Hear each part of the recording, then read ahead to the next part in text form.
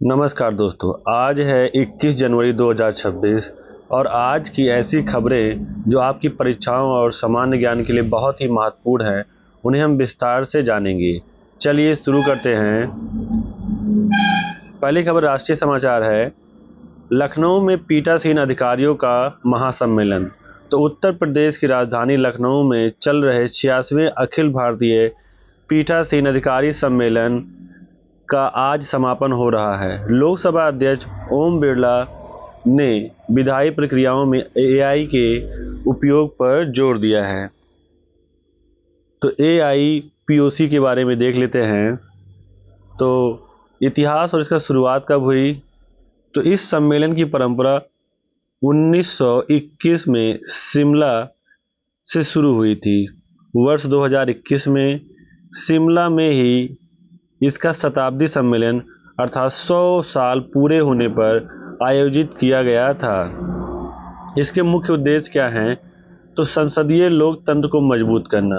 यह मंच लोकतांत्रिक संस्थाओं को अधिक प्रभावी और जवाबदेह बनाने पर चर्चा करता है। निष्पक्षता।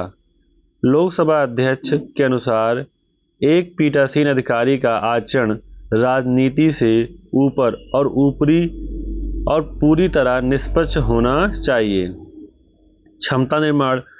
विधायकों की कार्य क्षमता बढ़ाने और उन्हें संसदीय परंपराओं के प्रति जागरूक करने के लिए यहाँ विचार विमर्श किया जाता है। वर्तमान सम्मेलन की बात करें तो ये 86वां सम्मेलन है। स्थान इसका क्या रहा? लखनऊ, उत्तर प्रदेश। विधानसभा में इसका आयोजन किया गया था। जो समय था ये 19 से 21 जनवरी 2026 तक चलेगा। थीम है इसकी सशक्त विधायिका, समृद्ध राष्ट्र, स्ट्रॉन्ग लेजिस्लेचर, प्रॉस्परियस नेशन। ठीक है, तो इसका जो थीम है वो सशक्त विधायिका, समृद्ध राष्ट्र है। ठीक है। प्रमुख चर्चाएं। इस सत्र में विधायी प्रक्रियाओं को पारदर्शी बनाने के लिए आर्टिफिशियल इंटेलिजेंस अर्थात एआई और तकनीकी के उपयोग पर विशेष जोर दिया गया है। प्रतिभागी की बात करें तो इसमें लोकसभा अध्यक्ष जो इसके अध्यक्ष होते हैं, राज्यसभा के उपसभापति, सभी 28 राज्यों की विधानसभाओं के अध्यक्ष अर्थात स्पीकर्स, 3 केंद्र शासित प्रदेशों और 6 विधान परिषदों के सभापति हिस्सा लेते हैं। बिहार में देश का पहला पावर म्यूजियम। तो पटना में भारत के पहले पावर म्यूजियम कॉम्प्लेक्स का उद्घाटन किया गया है। यह बिजली के क्षेत्र में भारत की प्रगति की कहानी दिखाएगा। मतलब यहाँ पर आज तक किन किन मशीनरीज का यूज हुआ है, कैसे करके डेवलपमेंट हुआ है पावर क्षेत्र में, तो यहाँ पे आप जाकर देख सकते हैं। कर्नाटक में उपराष्ट्रपति का दौरा। उपराष्ट्रपति श्री सीपी राधाकृष्णन आज तुमकुरू के सिद्ध गंगा मठ में शिव कुमार महास्वामी जी की 7वीं पुण्यतिथि समारोह में भाग ले रहे हैं। तो हम लोग कर्नाटक राज्य पे चर्चा कर लेते हैं। स्थापना हुई थी इसकी 1 नवंबर 1956 कहें मैसूर राज्य के रूप में। ठीक है, 1956 में इसकी स्थापना हुई थी। तो उस टाइम पे इसका नाम था मैसूर राज्य और फिर 1973 में इसका नाम बदल कर दिया गया कर्नाटक। राजधानी की बात करें तो बेंगलुरु है। बेंगलुरु को हम लोग भारत की सिलिकॉन वैली और गार्डन सिटी कहते हैं। यहाँ का राष्ट्रीय पशु है हाथी। यहाँ का राष्ट्रीय पक्षी है इंडियन रोलर मतलब नीलकंठ। फूल है कमल, पेड़ चंदन, भाषा है कन्नड़। अगर इसकी हम लोग भौगोलिक दशा देखें तो इसकी तटरेखा कर्नाटक की 320 किलोमीटर लंबी तटरेखा को कनारा तट कहा जाता है। पर्वत श्रृंखला की बात करें तो पश्चिमी घाट सह्याद्री का सबसे बड़ा हिस्सा यहाँ पर है। मुल्यानगिरी कर्नाटक की सबसे ऊंची चोटी है। प्रमुख नदियों की बात करें तो कावेरी, इसे दक्षिण की गंगा भी कहा जाता है। कावेरी को हम लोग दक्षिण की गंगा कहते हैं। कृष्णा, तुंगभद्रा, शरावती, ये सारी नदियां भी यहाँ भी हैं। तो शरावती नदी पर प्रसिद्ध जोग जलप्रपात स्थित है। वन्य जीव और पर्यावरण की बात करें तो प्रमुख नेशनल पार्क जैसे बांदीपुर, नागरहोल, बनेरघट्टा, कुद्रेमुख, हांसी, ये नेशनल पार्क यहाँ पर स्थित है। तो बांदीपुर जो है वो टाइगर रिजर्व है, नागरहोल राजीव गांधी नेशनल पार्क के नाम से जाना जाता है और बनेरघट्टा भारत का पहला जैविक पार्क है। विशेष कर्नाटक भारत में हाथियों की सर्वाधिक संख्या और बाघों की दूसरी बड़ी आबादी वाला राज्य है। कला और संस्कृति की बात करें यहाँ के तो यहाँ का जो नृत्य है यक्षगान सबसे प्रसिद्ध लोक रंगमंच है। यूनेस्को विश्व धरोहर की बात करें तो हम्पी विजयनगर साम्राज्य के अवशेष हैं जो पट्टदकल के स्मारक, ये यूनेस्को विश्व धरोहर में शामिल हैं। अगला होयसल मंदिर, बेलूर, हलेबीडु और सोमनाथपुर, इन्हें 2023-24 में शामिल किया गया था। जीआई टैग की बात करें तो मैसूर सिल्क हो गया, चन्नापटना खिलौने, कुर्ग कॉफी और मैसूर पाक, ये जो है जीआई टैग प्राप्त हैं। अर्थव्यवस्था और नवाचार की बात करें, इनोवेशन इंडेक्स, नीति आयोग के इंडिया इनोवेशन इंडेक्स में कर्नाटक लगातार नंबर 1 पर रहता है। कॉफी उत्पादन में भारत का 70% से अधिक कॉफी उत्पादन अकेले कर्नाटक करता है। स्पेस हब, इसरो का मुख्यालय बेंगलुरु में स्थित है। कुछ और करंट अफेयर्स अपडेट देख लेते हैं इसके बारे में। तो तुमकुरू, यहाँ एशिया की सबसे बड़ी हेलीकॉप्टर निर्माण सुविधा HAL स्थित है।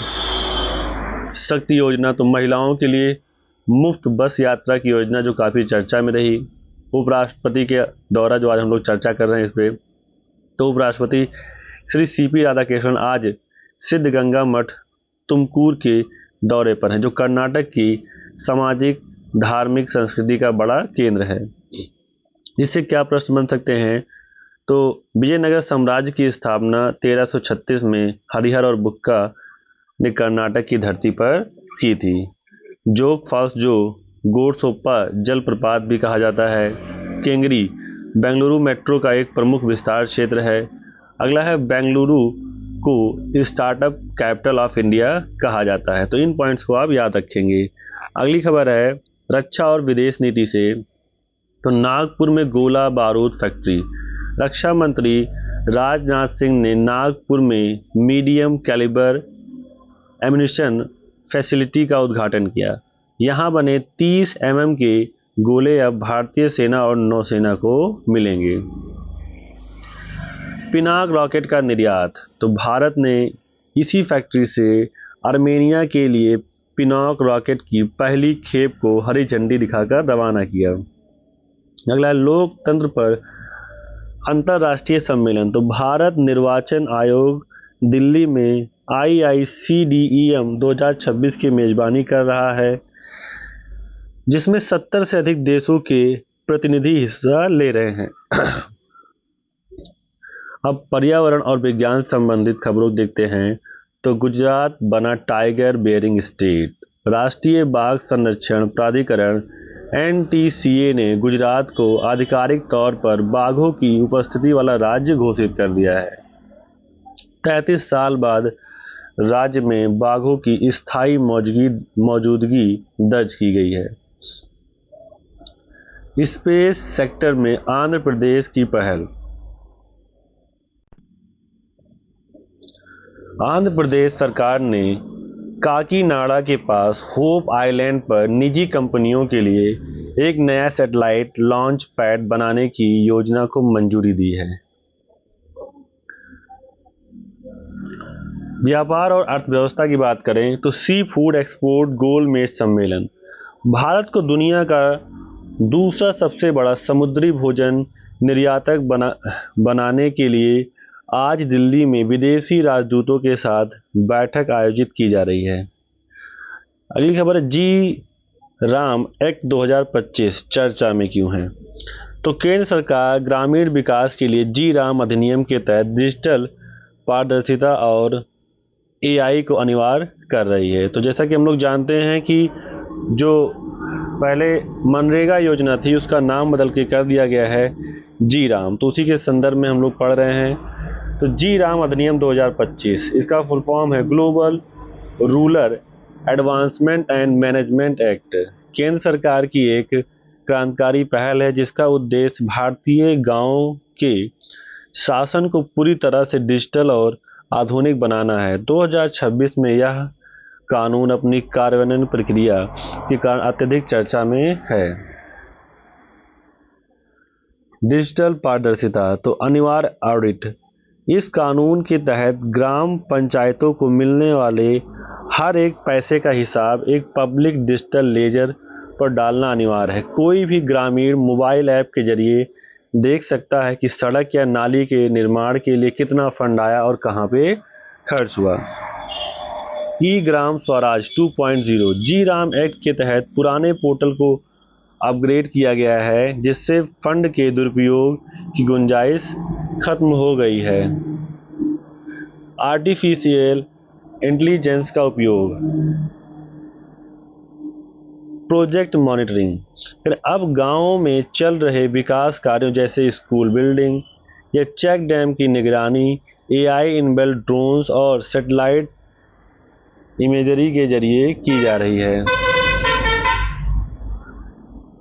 भविष्यवाणी, एआई का उपयोग यह अनुमान लगाने के लिए किया जा रहा है कि किस गांव को अगले 5 वर्षों में जल संकट या बुनियादी ढांचे की कमी का सामना करना पड़ सकता है ताकि फंड पहले ही आवंटित किया जा सके।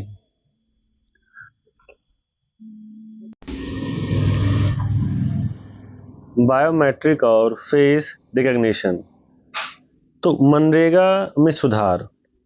घोस्ट बेनिफिशियर्स मतलब फर्जी लाभार्थी को हटाने के लिए जी राम एक्ट के तहत उपस्थिति और भुगतान के लिए आधार आधारित फेस रिकॉग्निशन अनिवार्य कर दिया गया है। अगली खबर, वन विलेज वन डेटा। तो इस अधिनियम के तहत हर गांव का अपना एक डिजिटल डेटाबेस होगा जिसमें मृदा स्वास्थ्य, पशुपालन विवरण और परिवारों की आर्थिक स्थिति का पूरा ब्यौरा होगा। इससे सरकारी योजनाओं का लाभ सीधे ही व्यक्ति तक पहुंचेगा। मंत्रालय की बात करें तो केंद्रीय पंचायती राज मंत्रालय और ग्रामीण विकास मंत्रालय के पास है ये लक्ष्य 2027 तक सभी 2.5 लाख ग्राम पंचायतों को पूरी तरह पेपरलेस बनाना। तकनीकी भागीदारी, तो NIC नेशनल इंफॉर्मेटिक्स सेंटर्स और भारत का अपना AI मॉडल भाषणी। अब देखते हैं खेल और व्यक्तित्व के बारे में। विदर्भ की ऐतिहासिक जीत। घरेलू क्रिकेट में विदर्भ ने सौराष्ट्र को हराकर अपनी पहली विजय हाजिरे ट्रॉफी जीत ली है। अगला है काम्या कार्तिकेयन का रिकॉर्ड। 17 वर्षीय काम्या ने दक्षिण ध्रुव तक स्काइकिंग करके पहुंचने वाली सबसे कम उम्र की भारतीय बनने का गौरव हासिल किया है। अब आज का इतिहास जान लेते हैं। तो पहला है 3 उत्तर पूर्वी राज्यों की स्थापना 1972। तो आज ही के दिन 1972 में भारत के 3 राज्यों मणिपुर, मेघालय और त्रिपुरा को पूर्ण राज्य का दर्जा मिला था। महत्व क्या है? पूर्वोत्तर क्षेत्र अधिनियम 1971 के तहत इन राज्यों का गठन हुआ। महान क्रांतिकारी रास बिहारी बोस की पुण्यतिथि। तो आज 21 जनवरी 1945 को भारत की आज़ादी की लड़ाई के प्रमुख स्तंभ और आज़ाद हिंद फौज की नींव रखने में अहम भूमिका निभाने वाले रास बिहारी बोस का जापान में निधन हुआ था। क्या उन्होंने ही सुभाष चंद्र बोस को आज़ाद हिंद फौज की कमान सौंपी थी। अगला है भारत की पहली परमाणु पनडुब्बी INS चक्र 1988। आज ही के दिन भारत की पहली परमाणु ऊर्जा संचालित पनडुब्बी INS चक्र को सोवियत संघ से लीज पर लेकर भारतीय नौसेना में शामिल किया गया था। इससे भारत परमाणु पनडुब्बी संचालित करने वाला दुनिया का छठा देश बन गया था। अगला है परमाणु युग की शुरुआत। विश्व इतिहास। 1954 दुनिया की पहली परमाणु ऊर्जा से चलने वाली पनडुब्बी नॉटिलस को अमेरिका के नॉक्टिल में लॉन्च किया गया था। अब बात करते हैं प्रसिद्ध लेखिका और वीरांगनाओं के बारे में। तो आज ही के दिन 1923 में प्रसिद्ध भारतीय लेखिका और कार्यकर्ता निर्मल वर्मा का जन्म हुआ था। 1950 में महान अंग्रेजी लेखक जॉर्ज ऑरवेल का निधन हुआ था। ठीक है, अब हम देखते हैं आज के करंट अफेयर्स पर आधारित एमसीक्यू। तो पहला है, भारत का पहला पावर म्यूजियम कॉम्प्लेक्स किस शहर में खोला गया है? ए है नई दिल्ली, बी मुंबई, सी पटना, डी बेंगलुरु। तो इसका ऑप्शन सी करेक्ट हो जाएगा, पटना। तो बिहार की राजधानी पटना में कारबिघिया में देश के ऊर्जा इतिहास को प्रदर्शित करने वाला भारत का पहला पावर म्यूजियम कॉम्प्लेक्स का उद्घाटन किया गया है। अगला 21 जनवरी 2026 को भारत निर्वाचन आयोग द्वारा आयोजित IICDEM 2026 सम्मेलन का मुख्य उद्देश्य क्या है? नंबर ए ऑप्शन है जलवायु परिवर्तन पर चर्चा, बी वैश्विक स्तर पर चुनावी विशेषज्ञता का साझा करना, सी फूड निर्यात को बढ़ावा देना, डी ग्रामीण विकास योजनाओं का निरीक्षण। तो इसका बी ऑप्शन करेक्ट हो जाएगा, वैश्विक स्तर पर चुनावी विशेषज्ञता का साझा करना।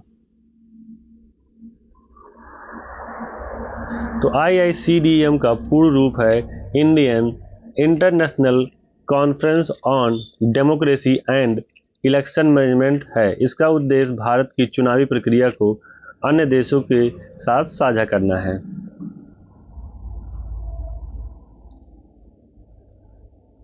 अगला है, हाल ही में रक्षा मंत्री राजनाथ सिंह ने किस राज्य में medium calibre ammunition manufacturing facility का उद्घाटन किया? ऑप्शन ए है Uttar Pradesh, B Maharashtra, C Madhya Pradesh, D Gujarat. तो इसका ऑप्शन करेक्ट हो जाएगा B Maharashtra. Option B correct है, महाराष्ट्र। तो यह सुविधा महाराष्ट्र के नागपुर में स्थापित की गई है, जो भारतीय सेना के लिए 30 mm गोला बारूद का निर्माण करेगी। अगला 86वां अखिल भारतीय पीठासीन अधिकारी सम्मेलन AIPOC किस शहर में आयोजित किया गया है? ऑप्शन ए है नई दिल्ली, बी शिमला, सी लखनऊ, डी गांधीनगर। तो इसका ऑप्शन सी करेक्ट हो जाएगा, लखनऊ। ऑप्शन सी करेक्ट हो जाएगा, लखनऊ।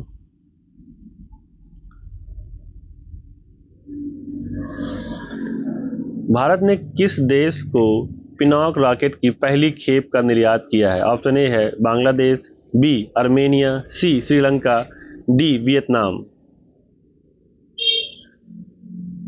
तो इसका बी ऑप्शन करेक्ट हो जाएगा, Armenia. B option is correct, Armenia.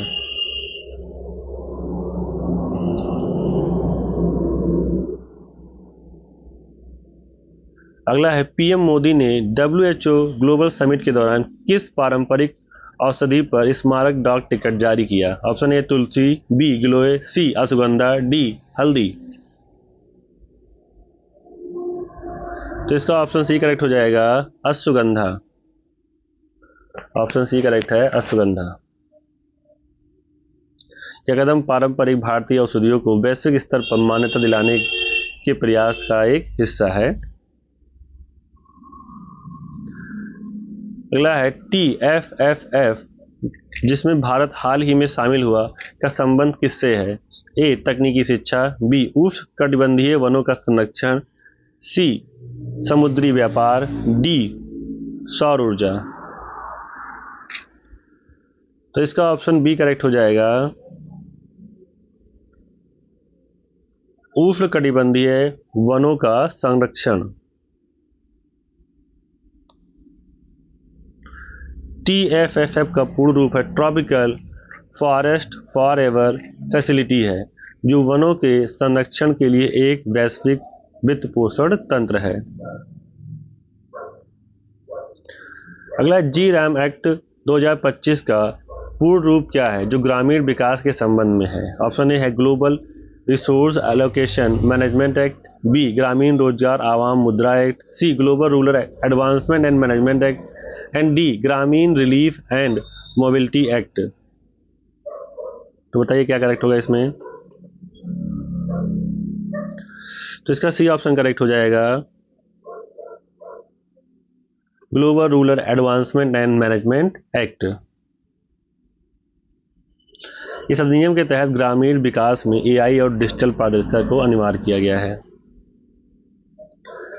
अगला है जी राम एक्ट 2025 के तहत मनरेगा उपस्थिति के लिए क्या अनिवार्य किया गया है। ए है manual register, B biometric face recognition, C online chat box, D email पुष्टिकरण।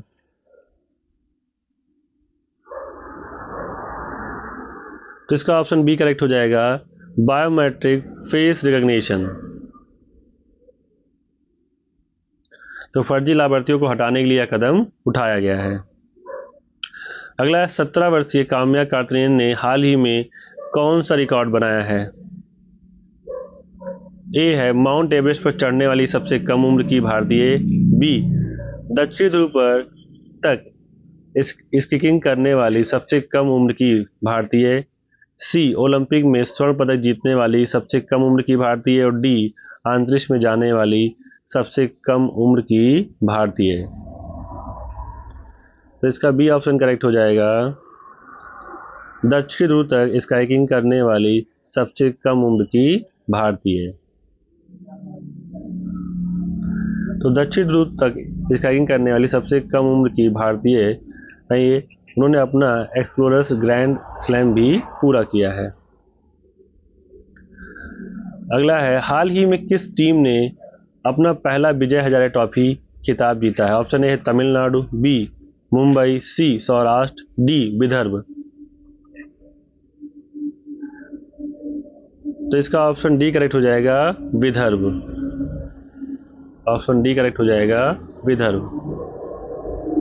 विदर्भ ने फाइनल में सौराष्ट्र को हराकर यह खिताब जीता। 33 वर्षों के अंतराल के बाद किस राज्य को आधिकारिक तौर पर टाइगर बेयरिंग स्टेट घोषित किया गया है। Option A Gujarat, B Punjab, C Haryana, D Goa. तो इसका ऑप्शन ए करेक्ट हो जाएगा, गुजरात।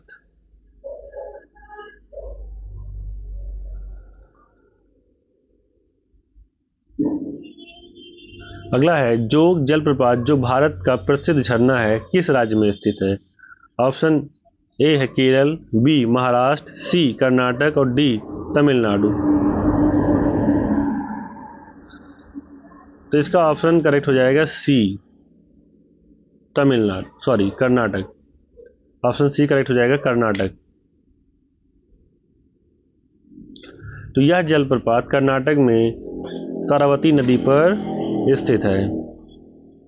अगला है भारत में कॉफी का सर्वाधिक उत्पादन करने वाला राज्य कौन सा है। ऑप्शन ए है केरल, बी तमिलनाडु, सी कर्नाटक, डी आंध्र प्रदेश।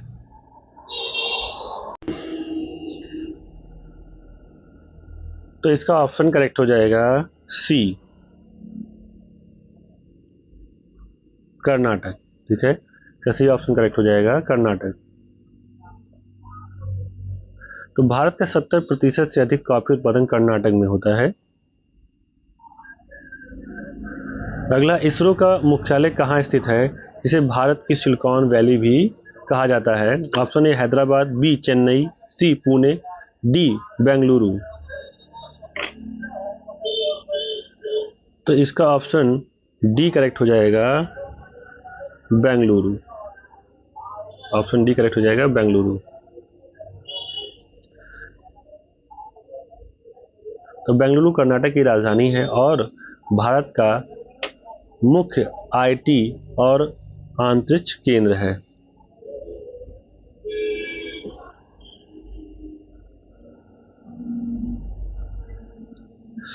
अगला प्रश्न है 21 जनवरी 1972 को भारत के किन राज्यों को पूर्ण राज्य का दर्जा मिला था? ऑप्शन ए है असम, नागालैंड, अरुणाचल प्रदेश, बी सिक्किम, गोवा, मिजोरम, सी मणिपुर, मेघालय, त्रिपुरा, डी बिहार, उड़ीसा, पश्चिम बंगाल। तो बताइए इसका कौन सा ऑप्शन करेक्ट होगा? तो इसका ऑप्शन करेक्ट हो जाएगा सी मणिपुर, मेघालय, त्रिपुरा।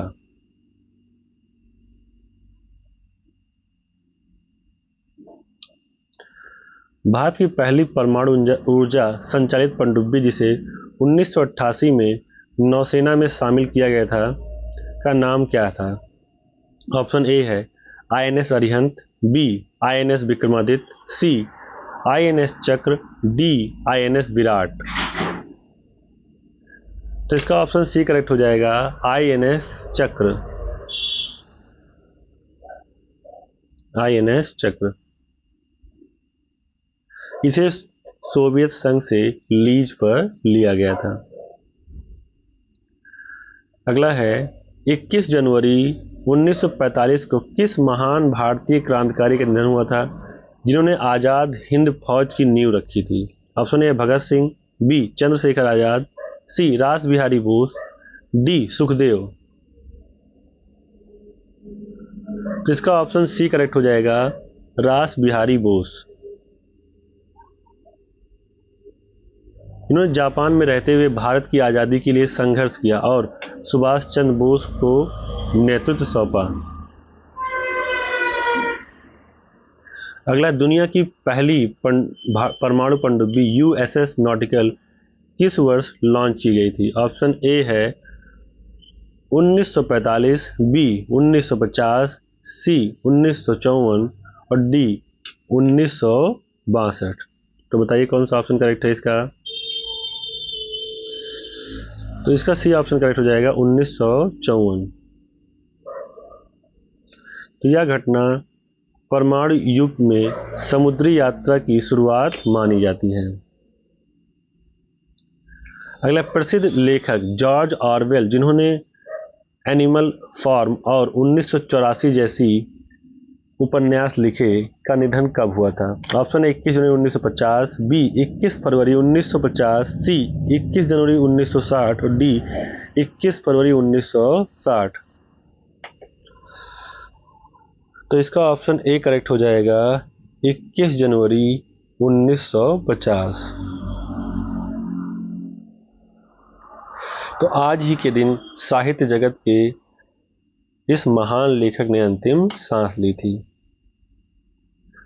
तो ये थी आज की प्रमुख खबरें। अगर आपको ये जानकारी पसंद आई हो तो वीडियो को लाइक करें और डेली करंट अफेयर्स के लिए हमारे चैनल को सब्सक्राइब करें। कल फिर मिलेंगे। धन्यवाद।